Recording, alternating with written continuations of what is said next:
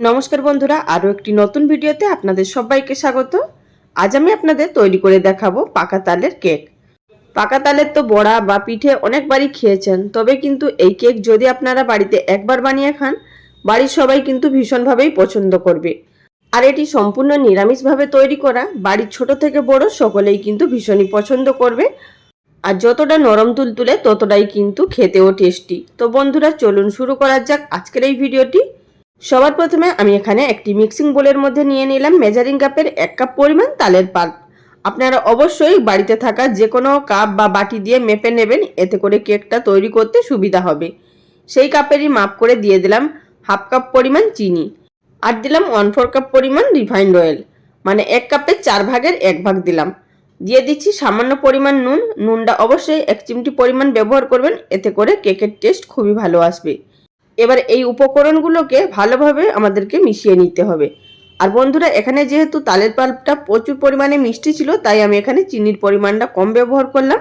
আপনারা যেভাবে মিষ্টি খেতে পছন্দ করবেন সেই অনুযায়ী চিনিটা ব্যবহার করবেন। আর এখানে আমি আলাদা করে তালের কাত বার করা দেখাইনি। আপনারা যদি তাল ছাড়িয়ে কিভাবে তালের মাড় বার করা যায় দেখতে চান, সেক্ষেত্রে আপনারা ডেসক্রিপশন বক্সের লিঙ্ক চেক করে নিতে পারেন, সেখানে ভিডিওটি দেওয়া আছে। আর আমি এর মধ্যে দিয়ে দিলাম 1/4 কাপ পরিমাণ সুজি। এবার বাটির উপরে একটি স্ট্রেনার বসিয়ে দিয়ে দিলাম মেজারিং কাপের 1 কাপ পরিমাণ ময়দা। দিলাম এর মধ্যে 1 টিস্পুন পরিমাণ বেকিং পাউডার, হাফ টিস্পুন পরিমাণ বেকিং সোডা। অবশ্যই কিন্তু এই তিনটে উপকরণ আমাদেরকে চেলে নিতে হবে। যদি কোনো রকম লাম্পস থাকে তাহলে সেটি ভালোভাবে চালা হয়ে যাবে। তো বন্ধুরা, ভিডিও চলাকালীন ছোট্ট একটি অনুরোধ, যদি আমার চ্যানেলে কেউ নতুন দর্শক বন্ধু হয়ে থাকেন আর ভিডিওটি দেখার পর যদি আপনাদের ভালো লাগে, চ্যানেলটি সাবস্ক্রাইব করে নেওয়ার অনুরোধ রইল। পাশে থাকা বেল বাটনটি অবশ্যই প্রেস করে রাখবেন, এতে করে আমার পরবর্তী ভিডিওর নোটিফিকেশন সবার আগে পেয়ে যাবেন। আর বন্ধুরা, এখানে চেলে নেওয়ার পর ভালোভাবে প্রথমে শুকনো অবস্থাতেই মিশিয়ে নিতে হবে। তারপরে অল্প অল্প জল দিয়ে আমাদের এখানে একটি ব্যাটার তৈরি করে নিতে হবে। একটি মাঝারি ঘনত্বের ব্যাটার তৈরি করে নেওয়ার পর তারপর এর মধ্যে দিয়ে দিলাম 1 টিস্পুন পরিমাণ ভিনিগার। ভিনিগারটা অবশ্যই ব্যবহার করবেন, এতে করে কেকটা আমাদের ভীষণ সুন্দর নরম হবে। আর আমি আপনাদের পরে দেখিয়ে দিচ্ছি যে ব্যাটারের ঘনত্বটা ঠিক কিভাবে রাখতে হবে। তো ভিনিগারটা দিয়ে দেওয়ার পর একটু ভালোভাবে মিশিয়ে নিলাম। এবার এটিকে সাইড করে রেখে দিচ্ছি। তারই মাঝখানে আপনাদের দেখিয়ে দিচ্ছি, এখানে আমি কেক টিনটা কিন্তু রেডি করে নিয়েছিলাম আগে থাকতে। নিচে একটা সাদা কাগজ গোল করে কেটে নিয়ে দিয়ে দিয়েছি এবং উপর থেকে ভালোভাবে সাদা তেল ব্রাশ করে নিয়েছি এবং কেক টিনের চারদিকটাও সাদা তেল দিয়ে ব্রাশ করে নিয়েছি।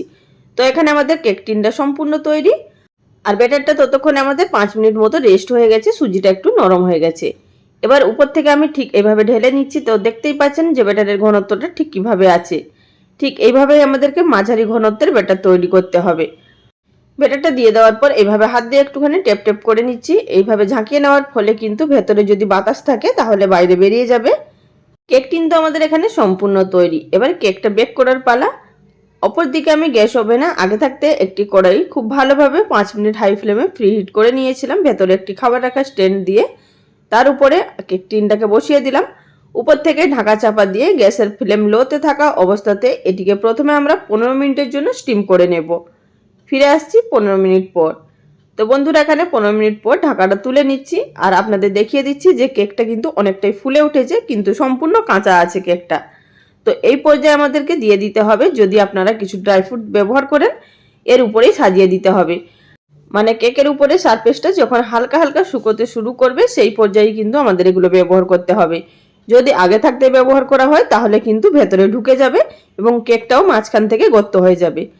সুতরাং এইভাবেই কিন্তু আপনারা যদি ড্রাই ফ্রুট ব্যবহার করেন এই সময় দেবেন। আর আপনারা না চাইলে নাও ব্যবহার করতে পারেন, আমি শুধুমাত্র এখানে সুন্দর দেখানোর জন্য ব্যবহার করেছি। তো বন্ধুরা, সমস্ত আমি দিয়ে দেওয়ার পর ড্রাই ফ্রুটগুলো আবার উপর থেকে ঢাকা চাপা দিয়ে এটিকে আমি প্রায় 40 মিনিট মতো স্টিম করে নিয়েছি। মানে সব মিলিয়ে 40 মিনিট এখানে আমার স্টিম করা হয়েছে। তো এর মধ্যে কিন্তু কেকটা সম্পূর্ণভাবে বেক হয়ে গেছে। তাও আপনাদের দেখিয়ে দিচ্ছি যে আপনারা কিভাবে বুঝবেন ভেতর থেকে কেকটা একেবারে পারফেক্টভাবে বেক হয়েছে। তো একটি টুথপিক দিয়ে আমি এইভাবে ভেতর অবধি গেঁথে নিলাম। তো দেখতেই পাচ্ছেন এর মধ্যে কিন্তু কোনো কিছুই ব্যাটার লেগে নেই। এর মানেই আমাদের কেকটা একেবারে পারফেক্টভাবে রেডি হয়ে গেছে। কেকটা সম্পূর্ণ ঠান্ডা হয়ে যাবার পর এভাবে ছুরি দিয়ে চারিদিকটা একটু ছাড়িয়ে নিতে হবে। তারপরে আমাদেরকে এটিকে ডিমোল্ড করে নিতে হবে।